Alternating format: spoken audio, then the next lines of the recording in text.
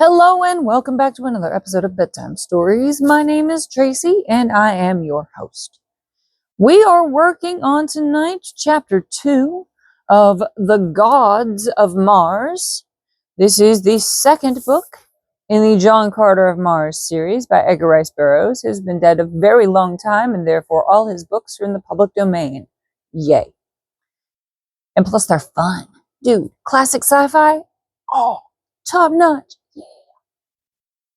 Ooh, love it, love it. Anyway, sorry, I'm a dork. I just like the way this man writes. This was like, Tarzan was formative fiction for me. This is like same era. It's great. It's wonderful. So anyway, chapter 2 is entitled The Forest Battle, but before we get into that, I need to ask you a series of very serious queries. Have you gone pee in the potty yet? Did you brush your teeth? Dental hygiene is very important. Have you got your water next to the bed? I am drinking tea tonight. This is tea that I took with me from the Kraken's Cup tea room. I bought a whole pot and then I poured like what I had left in the pot in the teacup, and it's still warm and it's beautiful. I got jasmine dragon pearls tonight at the emotional sobriety meeting. Okay. Have you done your stretches? You did all of that already? I am so proud of you. You're doing such a great job. I love you so much. Perfection.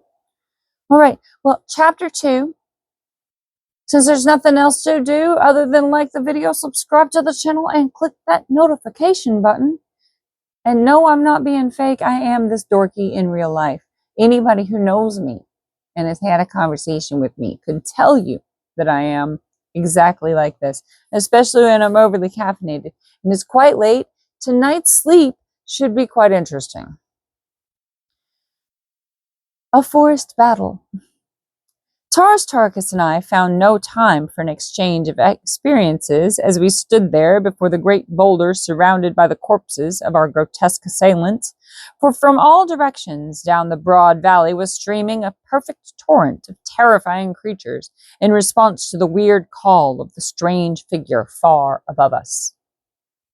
"Come," cried Tarkus, "we must make for the cliffs. There lies our only hope of even temporary escape.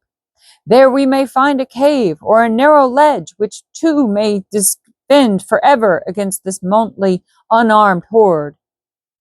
Together we raced across the scarlet sward. I timed my speed that I might not outdistance my slower companion.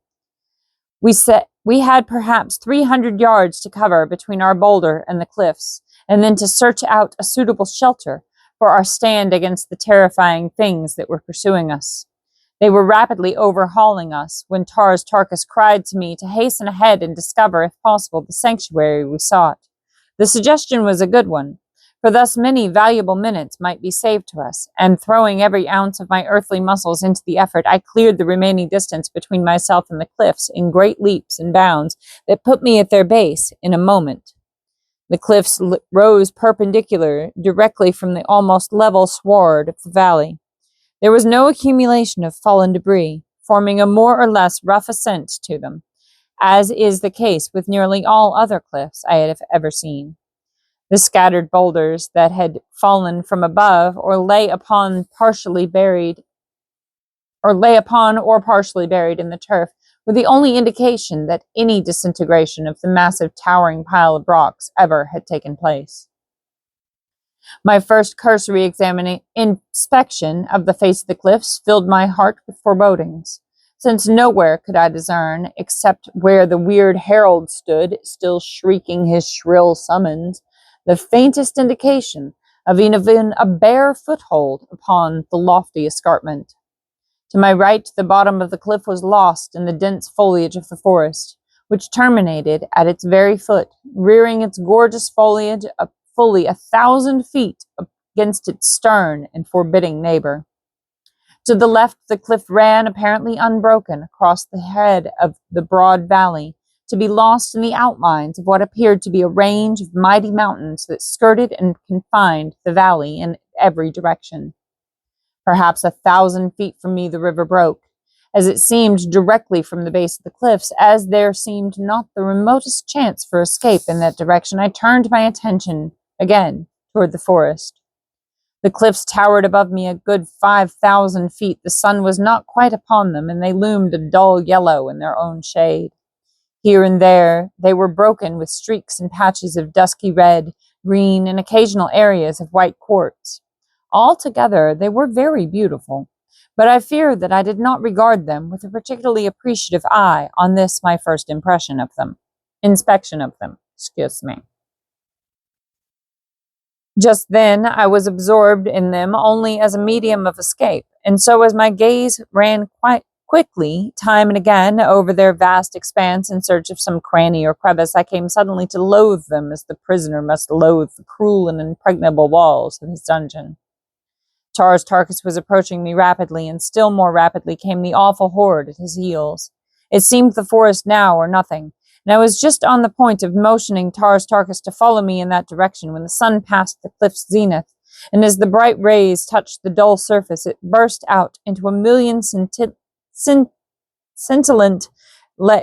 lights of burnished gold, of flaming red, of soft greens and gleaming whites, a more gorgeous and inspiring spectacle human eye had never rested upon. The face of the entire cliff was, as later inspection conclusively proved, so shot with veins and patches of solid gold as to quite present the appearance of a solid wall of that precious metal, except where it was broken by outcroppings of ruby, emerald, and diamond boulders, a faint and alluring indication of the vast and unguessable riches which lay deeply buried beneath the magnificent surface. But what caught my most interested attention at the moment was that at the moment that the sun's rays set the cliff's face a shimmer, was the several black spots which now appeared quite plainly in evidence high across the gorgeous wall close to the forest's top, and extending apparently below and behind the branches. Almost immediately I recognized them for what they were, the dark openings of caves entering the solid walls, possibly avenues of escape or temporary shelter, could we but reach them. There was but a single way, and that led through the mighty towering trees upon our right. That I could scale them I knew full well, but Tarkus, with his mighty bulk and enormous weight, would find it a task possibly quite beyond his prowess or his skill, for Martians are at best but poor climbers. Upon the entire surface of the ancient planet, I had never before had seen a hill or a mountain that exceeded 4,000 feet in height above the Dead Sea bottoms. More than 4,000 feet in height above the Dead Sea bottoms. And the ascent was usually gradual, gracious golly, that was terrible. My tongue just went, ugh, wowzers. Okay. And as the ascent was usually gradual, nearly to their summits, they presented but few opportunities for the practice of climbing. Nor would the Martians have embraced even such opportunities as might present themselves, for they could always find a circuitous route about the base of any eminence, and these roads they preferred and followed in preference to the shorter but more arduous ways. However, there was nothing else to consider than an attempt to scale the trees contiguous to the cliff in an effort to reach the caves above. The Thark grasped the possibilities and the difficulties of the plan at once, but there was no alternative, and so we set out rapidly for the trees nearest the cliff. Our relentless pursuers were now close to us, so close that it seemed that it would be an utter impossibility for the Jeddak of Thark to reach the forest in advance of them, nor was there any considerable will in the efforts that Tarkus made, for the green men of Barsoom do not relish flight, nor ever before had I seen one fleeing from death in whatsoever form it might have confronted him. But that Tarkus was the bravest of the brave he had proven thousands of times, yet tens of thousands in countless mortal combats with men and beasts, and so I knew that there was another reason than fear of death behind his flight, as he knew that a greater power than pride or honor spurred me to escape these fierce destroyers. In my case, it was love, love for the divine Deja Thoris, and the cause of the Thark's great and sudden love of life I could not fathom, for it is oftener than that they seek death in life, these strange, cruel, loveless, unhappy people. At length, however, we reached the shadows of the forest, while right behind us sprang the swiftest of our pursuers, a giant plant man with claws outreaching to fasten his blood-sucking mouths upon us. He was, I should say, 100 yards in advance of his closest companions, and so I called to Tarkus to ascend a great tree that brushed the cliff's face while I dispatched the fellow, thus giving the less agile Thark an opportunity to reach the higher branches before the entire horde should be upon us, and every vestige of escape cut off. But I had reckoned without a just appreciation either of the cunning of my immediate antagonist, or the swiftness with which his fellows were covering the distance which had separated them from me. As I raised my long sword to deal the creature his death thrust, it halted in its charge, and as my sword cut harmlessly through the empty air, the great tail of the thing swept with the power of a grizzly's arm across the sward and carried me bodily from my feet to the ground. In an instant the brute was upon me, but ere it could fasten its hideous mouths onto my breast and throat, I grasped the writhing tentacle in either hand. The plant man was well muscled, heavy, and powerful, but my earthly sinews and greater agility, in conjunction with the deathly stranglehold I had upon him, would have given me, I think, an eventual victory, had we had time to discuss the merits of our relative prowess uninterrupted. But as we strained and struggled about the tree into which Tarkus was clambering with infinite difficulty, I suddenly caught a glimpse over the shoulder of my antagonist of the great swarm of pursuers that now were fairly upon me. Now at last I saw the nature of the other monsters who had come with the plant men in response to the weird calling of the man upon the cliff's face. They were that most dreaded of Martian creatures, great white apes of Barsoom. My former experiences upon Mars had familiarized me thoroughly with them and their methods, and I may say that with all the fearsome and terrible, weird and grotesque inhabitants of that strange world, it is the white apes that come nearest to familiarizing me with the sensation of fear. That's the only thing that almost makes him scared. Man is tough, huh? I think that the cause of this feeling which these apes engender within me is due to their remarkable resemblance in form to our earthmen, which gives them a human appearance that is most uncanny when coupled with their enormous size. They stand 15 feet in height and walk erect upon their hind feet. Like the green Martians, they have an intermediary set of arms midway between their upper and lower limbs. Their eyes are very close set, but do not protrude as do those of the green men of Mars. Their ears are high set, but more laterally located than are the green men's, while their snouts and teeth are much like those of our African gorilla. Upon their heads grows an enormous shock of bristly hair. It was into the eyes of such as these and the terrible plantmen that I gazed above the shoulder of my foe, and then in a mighty wave of snarling, snapping, screaming, purring rage they swept over me, and all the sounds that assailed my ears as I went down beneath them, to me the most hideous was the horrid purring of the plantmen. Instantly a score of cruel fangs and keen talons were sunk into my flesh, his meat.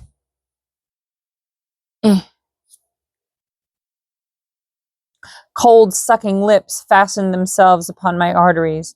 I struggled to free myself, and even though weighted down by these immense bodies, I succeeded in struggling to my feet, where still grasping my longsword and shortening my grip upon it until I could use it as a dagger, I wrought such havoc among them that at one time I stood for an instant free. What it has taken minutes to write occurred in but a few seconds. But during that time, Tarkus had seen my plight and had dropped from the lower branches, which he had reached with such infinite labor. And as I flung the last of my immediate antagonists from me, the great Thark leapt to my side, and again we fought, back to back, as we had done 100 times before. Time and again the ferocious apes sprang in close with us, sprang in to close with us, and time and again we beat them back with our swords. The great tails of the plantmen lashed with tremendous power about us, as they charged from various directions or sprang with the agility of greyhounds above our heads, but every attack met a gleaming blade in sword hands that had been reputed for 20 years the best that Mars ever had known. For Tarkus and John Carter were names that the fighting men of the world of warriors loved best to speak. But even the two best swords in a world of fighters can avail not forever against overwhelming numbers of fierce and savage brutes that know not what defeat means until cold steel teaches their hearts no longer to beat. And so step by step we were forced back. At length we stood against the giant tree that we had chosen for our ascent, and then, as charge after charge hurled its weight upon us, we gave back again and again until we had been forced halfway round the huge base of the colossal trunk. Tarkus was in the lead, and suddenly I heard a little cry of exultation from him. "Here is shelter for one at least, John Carter," he said, and glancing down I saw an opening in the base of the tree, about 3 feet in diameter. "In with you, Tarkus," I cried. But he would not go, saying that his bulk was too great for the little aperture, while I might slip in easily. "We shall both die if we remain without, John Carter. Here is a slight chance for one of us. Take it, and you may live to avenge me. It is useless for me to attempt to worm my way into so small an opening, with this horde of demons besetting us on all sides." "Then we shall die together, Tarkus," I replied, "for I shall not go first. Let me defend the opening while you get in. Then my smaller stature will permit me to slip in with you before they can prevent." We still were fighting furiously as we talked in broken sentences, punctured with vicious cuts and thrusts at our swarming enemy. At length he yielded, for it seemed the only way in which either of us might be saved from the ever-increasing numbers of our assailants, who were still swarming upon us from all directions across the broad valley. "It was ever your way, John Carter, to think last of your own life," he said, "but still more your way to command the lives and actions of others, even to the greatest of Jedaks who rule upon Barsoom." There was a grim smile upon his cruel, hard face, as he, the greatest Jedak of them all, turned to obey the dictates of a creature of another world, of a man whose stature was less than half his own. "If you fail, John Carter," he said, "know that the cruel and heartless Thark, to whom you taught the meaning of friendship, will come out to die beside you." "As you will, my friend," I replied, "but quickly now, head first, while I cover your retreat." He hesitated a little at that word, for never before in his whole life of continual strife had he turned his back upon aught than a dead or defeated enemy. "Haste, Tarkus," I urged, "or we shall both go down to profitless defeat. I cannot hold them forever alone." As he dropped to the ground to force his way into the tree, the whole howling pack of hideous devils hurled themselves upon me. To right and left flew my shimmering blade, now green with the sticky juice of the plant men, now red with the crimson blood of the great white ape, but always flying from one opponent to another, hesitating but the barest fraction of a second to drink the lifeblood in the center of some savage heart. And thus I fought as I never had fought before, against such frightful odds that I cannot realize even now that human muscles could have withstood that awful onslaught, that terrific weight of hurtling tons of ferocious, battling flesh. With the fear that we would escape them, the creatures redoubled their efforts to pull me down, and though the ground about me was piled high with their dead and dying comrades, they succeeded at last in overwhelming me, and I went down beneath them for the second time that day, and once again felt those awful sucking lips against my flesh. But scarce had I fallen ere I felt powerful hands grip my ankles, and in another second I was being drawn within the shelter of the tree's interior. For a moment it was a tug of war between Tarkus and the great plant men, who clung tenaciously to my breast, but presently I got the point of my longsword beneath him, and with a mighty thrust pierced his vitals. Torn and bleeding from many cruel wounds, I lay panting upon the ground within the hollow of the tree, while Tarkus defended the opening from the furious mob without. For an hour they howled about the tree, but after a few attempts to reach us They confined their efforts to terrorizing shrieks and screams, to horrid growling on the part of the great white apes, and the fearsome and indescribable purring of the plant men. At length all but a score, who had apparently been left to prevent our escape, had left us, and our adventure seemed destined to result in a siege, the only outcome of which could be our death by starvation, for even should we be able to slip out after dark, whether in this unknown and hostile valley could we hope to turn our steps toward possible escape. As the attacks of our enemies ceased and our eyes became accustomed to the semi-darkness of the interior of our strange retreat, I took the opportunity to explore our shelter. The tree was hollow to an extent of about 50 feet in diameter, and from its flat, hard floor, I judged that it had often been used to domicile others before our occupancy. As I raised my eyes towards its roof to note the height, I saw far above me a faint glow of light. There was an opening above. If we could reach it, we might still hope to make the shelter of the cliff caves.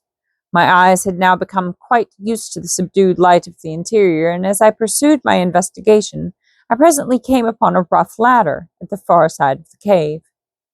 Quickly I mounted it, only to find that it connected at the top with the lower of a series of horizontal wooden bars that spanned the now narrow and shaft-like interior of the tree stem.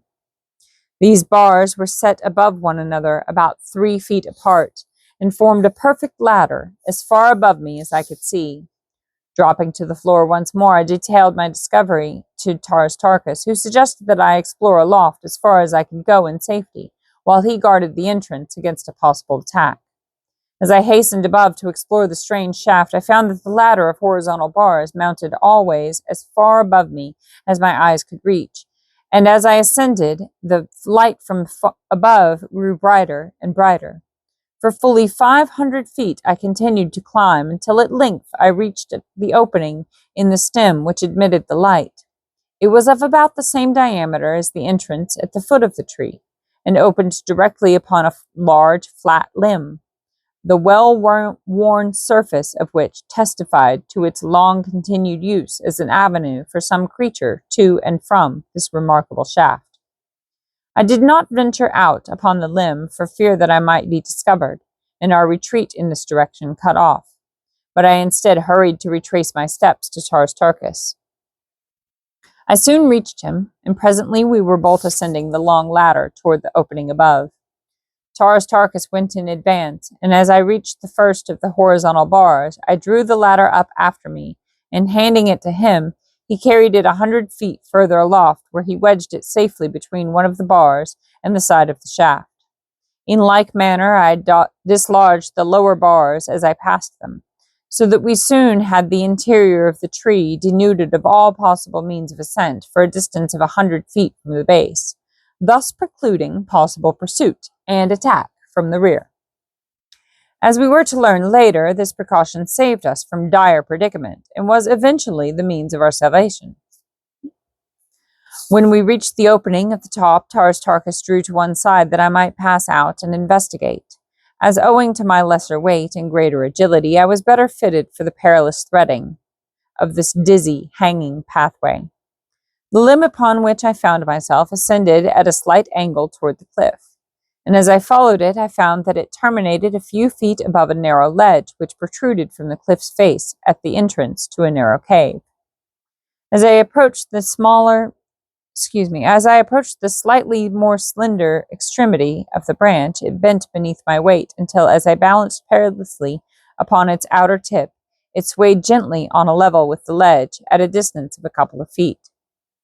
500 feet below me lay the vivid scarlet carpet of the valley. Nearly 5,000 feet above towered the mighty gleaming face of the gorgeous cliffs. The cave that I faced was not one of those that I had seen from the ground, and which lay much higher, possibly 1,000 feet. But so far as I might know, it was as good for our purpose as another, and so I returned to the tree for Tarkus.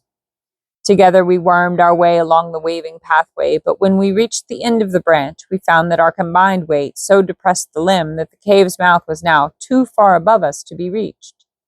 We finally agreed that Tarkus should return along the branch, leaving his longest leather harness strap with me, and that when the limb had risen to a height that would permit me to enter the cave, I was to do so. And on Tarkus's return, I could then lower the strap and haul him up to the safety of the ledge. This we did without mishap, and soon found ourselves together upon the verge of a dizzy little balcony, with a magnificent view of the valley spreading out below us. As far as the eye could see, gorgeous forest and crimson sward skirted a silent sea, and about all towered the brilliant monster guardian cliffs.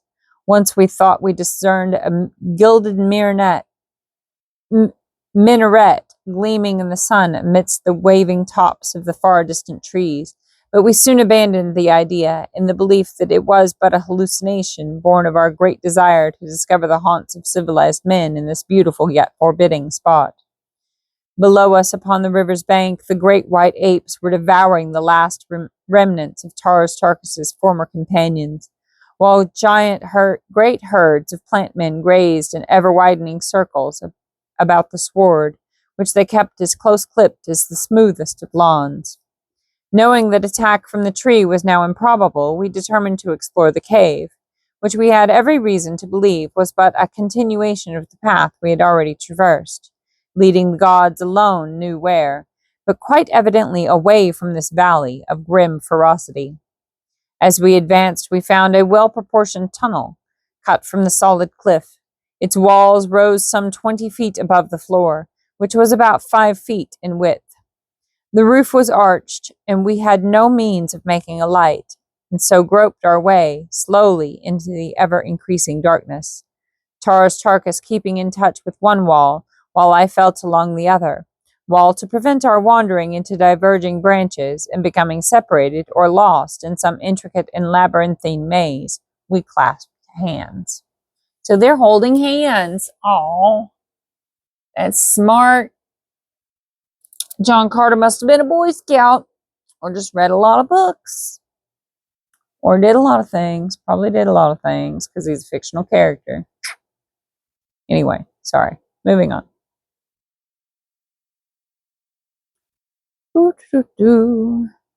How far we traversed the tunnel in this manner I do not know, but presently we came to an obstruction which blocked our further progress. It seemed more like a partition than a sudden ending of the cave, for it was constructed not of the material of the cliff, but of something which felt like very hard wood. Silently I groped over its surface with my hands, and presently was rewarded by the feel of a button, which as commonly denotes a door on Mars as does a doorknob on Earth.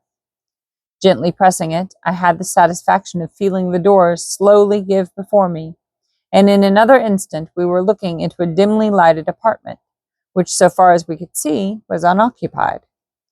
Without more ado, I swung the door wide open, and followed by the huge Thark, stepped into the chamber. As we stood for a moment in silence, gazing about the room, a slight noise behind caused me to turn quickly, when, to my astonishment, I saw the door close with a sharp click, as though by an unseen hand.